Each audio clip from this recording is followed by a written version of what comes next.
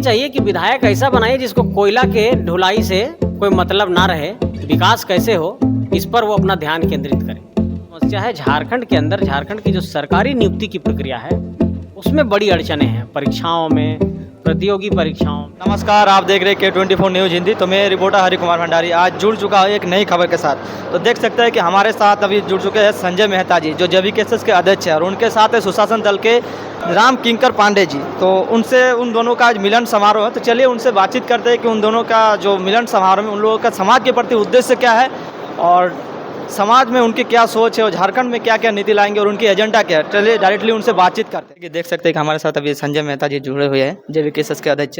तो उनसे कुछ सवाल पूछते हैं कि उनके पार्टी की एजेंडा क्या है, उनके बारे में पूछते हैं। सर, आपकी पार्टी की क्या एजेंडा है, किस उद्देश्य से आप दोनों सर एकजुट हुए हैं? देखिए, आज तो पहले आधिकारिक घोषणा हम लोगों ने की है। सुशासन दल के अध्यक्ष रामकिंकर पांडे जी अपने तमाम साथियों के साथ, अपने तमाम पदाधिकारियों के साथ आज उनका संगठन का विलय झारखंड बचाओ क्रांति सेना समिति में हुआ है। और जहाँ तक बात झारखंड बचाओ क्रांति सेना समिति के उद्देश्यों की है, हमारा उद्देश्य ये है कि झारखंड एक समृद्ध राज्य बने, और समृद्ध राज्य अगर झारखंड को बनाना है तो इसके लिए बेहद ज़रूरी है कि हम लोग झारखंड की नीतियों पर काम करें। तो अभी ठीक से 1-2 दिन पहले की बात है, मतलब 2 अक्टूबर की ही बात है, 2 दिन पहले की 2 अक्टूबर की ही बात है कि दिल्ली में हम तमाम अपने साथियों के साथ बैठे। देश के अलग अलग संस्थानों से लोग थे, दुनिया के अलग अलग संस्थानों से लोग थे, और वहाँ पर बात इसी पहलू पर चर्चा हो रही थी कि 2024 में झारखंड का मैनिफेस्टो कैसा होना चाहिए। तो हम लोगों ने जो अपना विज़न है उसको क्लियर रख लिया है, और अगले कुछ दिनों में हम लोग जब अपना मैनिफेस्टो लेकर के आएंगे तो उन तमाम उद्देश्यों से आप अवगत आधिकारिक तौर पर हो जाएंगे। लेकिन बुनियादी तौर पर मैं आपको बता देता हूँ, पहला तो झारखंड के लोगों को यहाँ के निजी क्षेत्र की कंपनियों में नौकरी उनको आरक्षित करा देना, ये हमारी पहली प्राथमिकता है। दूसरी एक बड़ी प्राथमिकता है कि झारखंड में बड़े स्तर पर विस्थापन हुआ है और उन विस्थापित क्षेत्रों में वहाँ के लोगों को पुनर्वास सही तरीके से नहीं मिल पाया है और उनको मुआवजा भी नहीं मिल पाई। एक तीसरी सबसे बड़ी समस्या है झारखंड के अंदर, झारखंड की जो सरकारी नियुक्ति की प्रक्रिया है उसमें बड़ी अड़चने हैं, परीक्षाओं में, प्रतियोगी परीक्षाओं में। इन तमाम चीज़ों को हम लोग दुरुस्त करने का एक उद्देश्य रखते हैं। और चौथे तौर पर आप देखेंगे तो अगर झारखंड में जो रिजर्वेशन है, जैसे पंचायती राज का जब चुनाव हुआ झारखंड में, तो OBC रिजर्वेशन उसमें फॉलो नहीं किया गया, और इस कारण से एक बहुत बड़ा वर्ग चुनाव की प्रक्रिया में OBC रिजर्वेशन से वंचित हो गया। तो मंडल कमीशन की सिफारिश भी ये कहती है कि कम से कम OBC को 27% रिजर्वेशन होना चाहिए, और झारखंड में ये नहीं लागू है। तो हम ये चाहते हैं कि जो संवैधानिक तौर पर जो अधिकार लोगों को प्राप्त है वो हो, चूँकि हाईकोर्ट ने इस पर कहा कि ट्रिपल टेस्ट करा करके आप नगर निकाय का चुनाव कराइए, तो ये भी झारखंड के अंदर नहीं हो पाया। तो पहला स्थानीयता हो गया, दूसरा नियोजन हो गया, तीसरा ये जो आरक्षण का पहलू है, 77% रिजर्वेशन का विधेयक भी बना, उसको राज्यपाल ने रिजेक्ट कर दिया। तो इन तमाम पहलुओं पर हम लोग अपनी लड़ाई लड़ेंगे। सर, आप दोनों जो अभी पार्टी है JVKSS के, ठीक है, जयराम महतो जी, और आप दोनों अलग क्यों हुए सर? इसका उद्देश्य क्या है सर? देखिए, जब आप किसी उद्देश्य के साथ आगे बढ़ते हैं और उन उद्देश्यों को पूर्ति करने में कोई व्यक्तिवाद हावी हो जाता है, बहुत आप कह सकते हैं कि मानसिकता संकीर्ण हो जाती है। क्या मानसिकता रही होगी सर? मानसिकता ये थी कि सिर्फ और सिर्फ मुझे खुद से ही सब कुछ कर लेना है। जैसे आज हम लोग यहाँ सामूहिकता के भाव के साथ बैठे हैं, सभी लोग अपने विचार प्रकट कर रहे हैं, सभी लोग अपनी बातों को रख रहे हैं और साथ चलने की एक बात कह रहे हैं। वहाँ पर साथ चलने की बात नहीं हो पा रही थी, वहाँ पर है कि एकला चलेंगे, कोई और नहीं चल सकता। अभी कुछ दिन पहले अनुराग सर से, जो आपके JVKSS के उपाध्यक्ष हैं, उनसे इंटरव्यू करे थे, ठीक है, तो उनमें मेरे कमेंट में क्वेश्चन आ रहा था कि ये जो नाम है आपका JVKSS कॉपी आ रहा है, कॉपी कर लिए।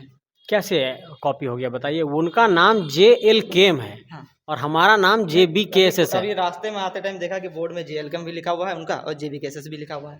वो लिखें क्योंकि उनके पास भी एक संगठन JVKSS के नाम से, बट हमारा JVKSS इस नाम से इलेक्शन कमीशन ऑफ इंडिया में गया है और उनका JLKM election commission of India में है। तो जब आप लीगली आएंगे तो इलेक्शन कमीशन ऑफ इंडिया में आप किस नाम से हैं ये मायने रखता है। आपने खुद से कुछ नाम रख लिया, उसका पंजीकरण कराया नहीं कराया, तो वो बातें हवा हवाई नहीं चलती है। जयराम महतो की विचारधारा क्या रही होगी? अब तो उनकी विचारधारा है, मैं क्या कहूँ। उनसे काम मैं जब तक साथ में था, हम लोग साथ में एक उद्देश्य पर चलने की कोशिश कर रहे थे। हम लोग चले भी लगभग 2 साल लगभग चले भी साथ में।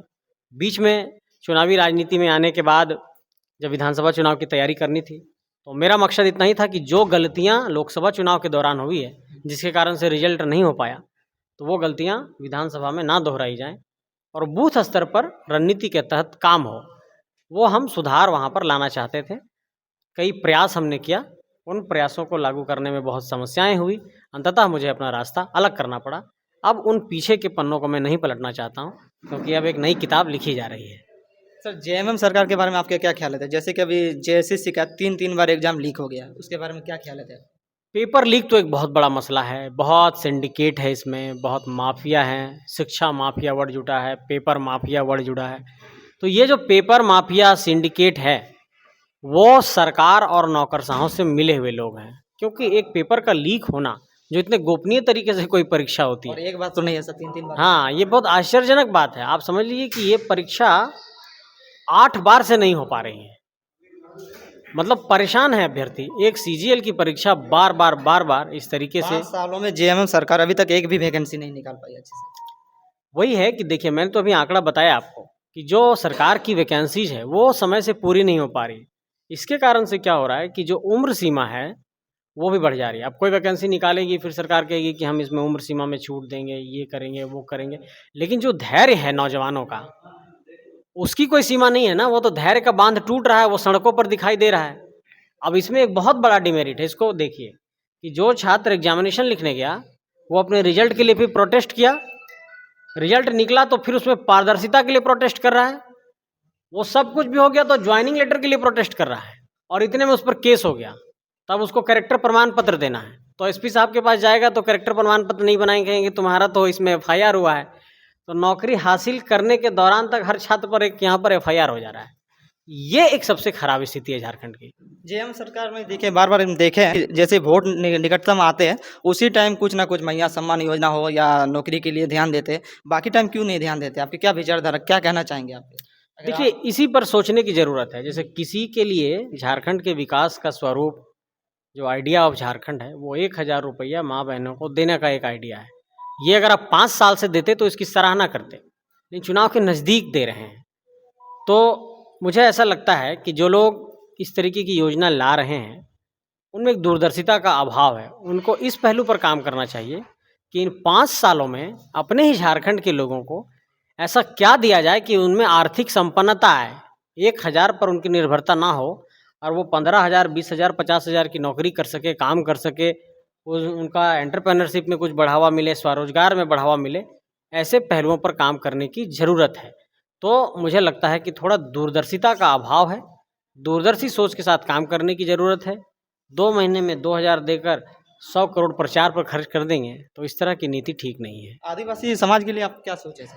आदिवासी समाज के लिए झारखंड में एक बहुत बड़ी मांग है सरना धर्म कोड की, और सरना धर्म कोड को लेकर के इन लोगों ने बहुत आंदोलन भी किया, और इसका विधेयक सेंट्रल गवर्नमेंट के पास गया भी, लेकिन सेंट्रल गवर्नमेंट ने उस पर चुप्पी साध ली।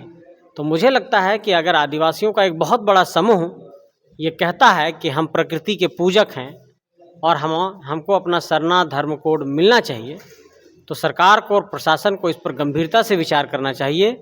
और चूंकि ये सेंट्रल का सब्जेक्ट है, राज्य ये कोड नहीं दे सकती है, तो सेंट्रल गवर्नमेंट को भी इस पर गंभीरता से विचार करने की ज़रूरत है। जैसे कि जेएमएम और जेवीकेएसएस जयराम महतो जी 1932 खतियान के बारे में लड़ते रहे, तो दोनों जयराम जो महतो है और जेवीकेएसएस 1932 खतियान लागू करना चाहते थे, क्या सर, क्या लागू हो पाएगा? ये क्या लगता है? सिर्फ 1932 को अगर हम लोग रिजिड हो जाएंगे तो ये मुश्किल हो जाएगा, लेकिन 1932 के पश्चात के सर्वे, जिला आधारित अंतिम सर्वे, अगर अंतिम सर्वे सेटलमेंट को सीधे तौर पर इसको ये मानिए कि जिला आधारित अंतिम सर्वे को अगर आधार बनाया जाए तो इसके समाधान का रास्ता निकल सकता है।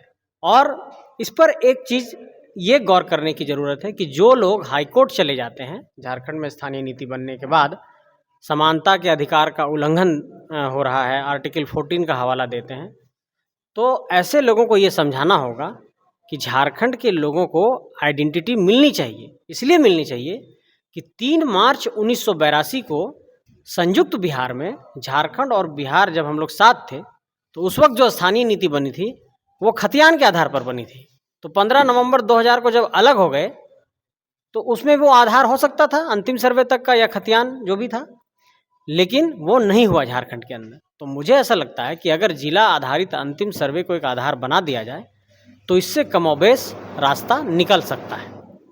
मिल रहा है आप लोगों को भ्रष्टाचार, गरीबी, और उसमें आपकी क्या सोच रहेगी? आप लोग जाकर आपके सत्ता में सरकार आएगी तो क्या सोच रहेगी, आप कैसे दूर करेंगे आप इसे? देखिए, गरीबी को दूर करने का एकमात्र ये रास्ता है कि आप उसको रोजगार से जोड़िए, उसको स्वरोजगार से जोड़िए। जैसे एक साधारण सा उदाहरण आपको देते हैं। इस वक्त हम लोग बोकारो में हैं, यहाँ पर वेदांता कंपनी है, बोकारो स्टील है। आप हजारीबाग जाते हैं तो वहाँ पे अडानी आई है, एनटीपीसी है। चतरा जाते हैं वहाँ पे टंडवा में आम्रपाली है। आप वेस्ट सिंहभूम जाते हैं वहाँ पर चीरिया माइंस है। आप जादूगोड़ा जाते हैं तो वहाँ पर यूरेनियम की माइनिंग होती है। गोड्डा जाते हैं तो वहाँ पे अडानी का प्लांट है। आप पतरातू जाते हैं तो वहाँ पे पीटीपीएस है, एनटीपीसी है। मेरा कहने का मतलब ये है कि इन तमाम एरिया में जहाँ भी मैं नाम ले रहा हूँ, सब जगह बड़े खनन की परियोजनाएं हैं या तो पावर प्रोजेक्ट्स हैं। तो आप सोचिए कि जहाँ पर इतने सारे पावर प्रोजेक्ट्स, खनन की परियोजनाएं चल रही हैं, तो प्रत्यक्ष और अप्रत्यक्ष तौर पर कितना रोजगार होगा। छोटा छोटा टेंडर, 3rd और 4th ग्रेड की नौकरियां, ड्राइवर, ऑपरेटर, ये सारे जो काम हैं, इन अगर खनन कंपनियों में और पावर सेक्टर्स की कंपनियों में अगर यहाँ के लोगों को नौकरी दे दी जाए तो जो एक बहुत बड़ा तबका पलायन करके दिल्ली मुंबई में 8-10 हज़ार रुपया कमा रहा है, वो यहीं पर 20-30 हज़ार रुपया कमाएगा और अपने घर में रह पाएगा। दिक्कत ये हो रही है कि इन कंपनियों में एक ड्राइवर की नौकरी करने के लिए भी, क्योंकि मेरे पास बड़का गांव से कुछ ड्राइवर आए थे 200-300 की संख्या में कुछ दिनों पहले, वो बता रहे थे कि एक बीजीआर की कंपनी आई है, वहाँ पे ड्राइवर की नौकरी लेने के लिए 1 लाख रुपए की रिश्वत लगती है, और वो 1 लाख रुपए का रिश्वत को एक बीच का बिचौलिया लेता है, और उसके बाद फिर उनको सैलरी मिलती है 18,000 रुपये या 20,000 रुपये, जबकि वो सैलरी 30,000 रुपये है उनकी, ड्राइवर की जो सैलरी है वहाँ।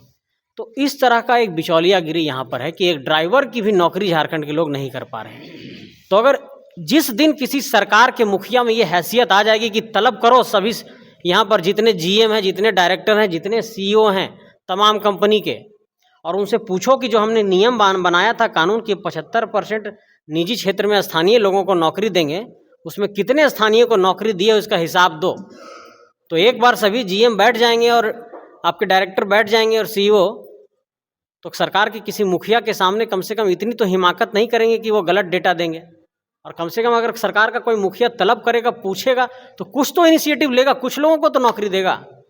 तो मुझे लगता है कि इस प्रयास से पलायन को बड़े स्तर पर रोका जा सकता है। बात है इच्छा शक्ति की, लेकिन ये इसलिए नहीं हो रहा है कि उन्हीं विधायक मंत्रियों का वहाँ पर ट्रांसपोर्टिंग हो रहा है, उनका ही हाईवा चल रहा है, उनका ही डोजर पोकलेन चल रहा है। तो वो चाहते हैं कि जब हमारा ही सब कुछ चल रहा है जीएम साहब से और डायरेक्टर साहब से सांठ-गांठ करके, तो हम क्यों लोड लेने जाएं। तो आवास के लिए भी 30,000 40,000 मांग रहा है। तो एक बड़ा रिफॉर्म चाहिए। रिफॉर्म ये चाहिए कि विधायक ऐसा बनाइए जिसको कोयला के ढुलाई से कोई मतलब ना रहे, विकास कैसे हो इस पर वो अपना ध्यान केंद्रित करे।